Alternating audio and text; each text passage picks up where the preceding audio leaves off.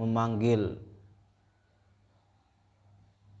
seorang nabi, aw waliyin atau seorang wali, walau kana ghaiban, meskipun dalam keadaan ghaib, artinya tidak di hadapannya, tidak berada di hadapannya, seperti orang mengatakan sekarang ini ya Muhammad, atau ya Jilani, atau ya Rifa'i, ya Badawi.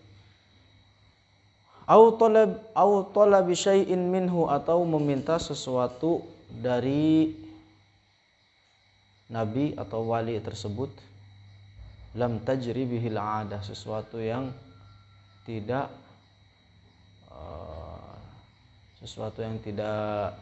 di luar kebiasaan, sesuatu yang di luar kebiasaan. Apa hukumnya?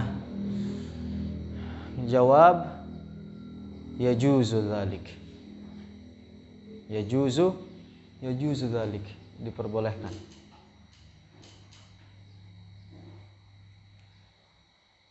Kenapa? Oleh karena tidak ada dalil hakiki, dalil yang sebenar-benarnya dalil tentang larangan bertawassul terhadap para nabi atau terhadap para wali di dalam keadaan ghaibah, artinya di dalam keadaan tidak langsung di hadapannya. Begitu juga setelah meninggalnya nabi atau wali tersebut. Jadi nggak ada dalilnya orang yang mengharamkan atau bahkan mengkafirkan mereka yang melakukan tawassul terhadap nabi atau terhadap wali yang sudah meninggal, dengan dalih bahwasanya ini merupakan ibadah terhadap selain Allah. Kenapa?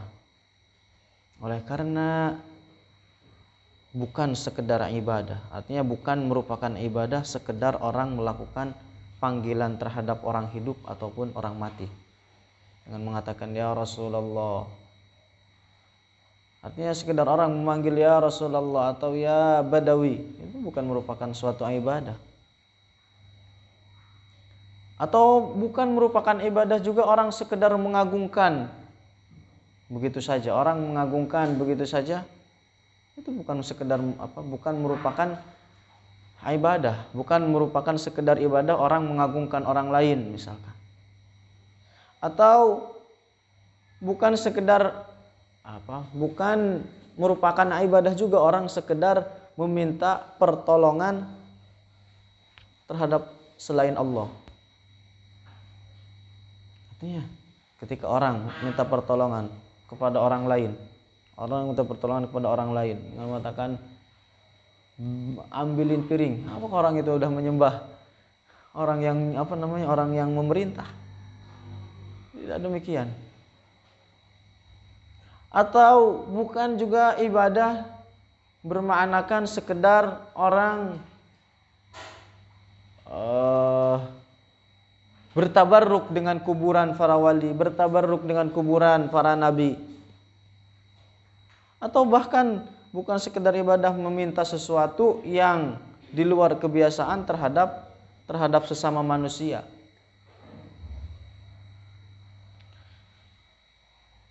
Artinya itu semua bukan merupakan suatu kesyirikan.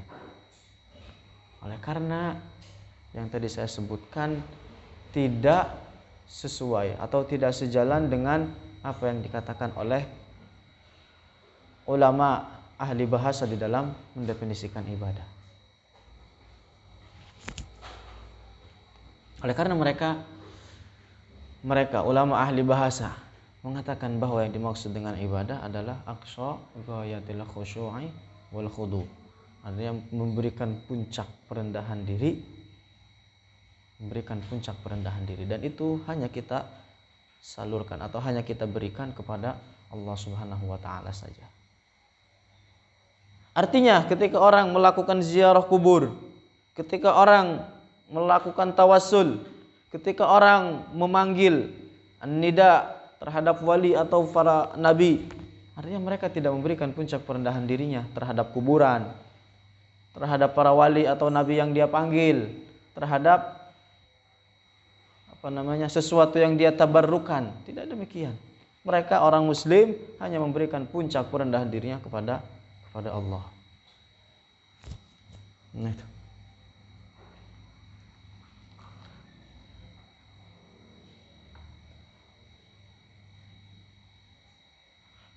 Kemudian, bukan setiap orang tunduk itu juga dikatakan ibadah.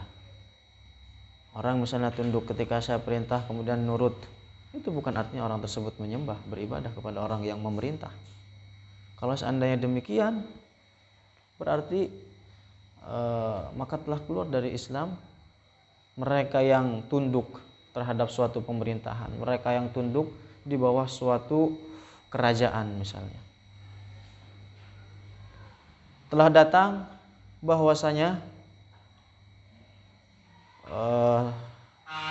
sahabat Muadz ibn Jabal ketika beliau kembali dari Syam datang menuju Rasulullah. Kemudian apa yang dilakukan Muadz? Muadz ibn Jabal melakukan sujud terhadap Rasulullah. Dan Rasulullah berkata, "Ya Muadz, ma hadza? Apa-apaan ini?" Kemudian Muadz menjawab, "Ya Rasulullah, inni ra'aitu ahla Syam yasjuduna li batariqatihim wa asakifatihim wa anta aula bidzalik." Jadi ketika saya di daratan Syam, saya melihat orang-orang Nasrani itu bersujud kepada para pendeta mereka, melakukan sujud kepada para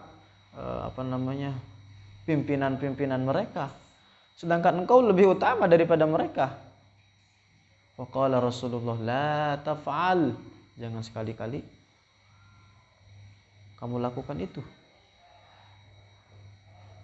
Lau kuntu amuru ahadan an tasjuda li ahadin la amartul mar'ata an tasjuda li zawjiha. Kalau seandainya saya perintahkan seseorang untuk sujud kepada seseorang, maka akan saya perintahkan seorang istri untuk sujud terhadap suaminya. Karena saking besarnya jasa seorang suami terhadap istri. Jadi kalau seandainya saya perintahkan seseorang untuk melakukan sujud terhadap orang lain, maka saya akan perintahkan seorang suami, saya akan perintahkan seorang istri untuk sujud kepada suaminya. Tapi maklum, dalam syariat kita Rasulullah Muhammad sujud terhadap manusia itu sesuatu yang diharamkan. Artinya apa? Dari hadis ini, dari kejadian ini, Rasulullah tidak mengatakan kepada sahabat Muadz, "Kafarta." Kamu enggak mengatakan demikian. Kamu telah kafir atau telah musyrik melakukan sujud kepada saya. Yang mana merupakan sujud itu suatu perbuatan yang paling nampak puncak perendahan dirinya. Tapi tidak demikian, Rasulullah tidak mengatakan engkau telah keluar dari iman, dari Islam, engkau telah kafir. Enggak mengatakan demikian, tapi Rasulullah mengatakan la taf'al. La taf'al. Jangan lakukan.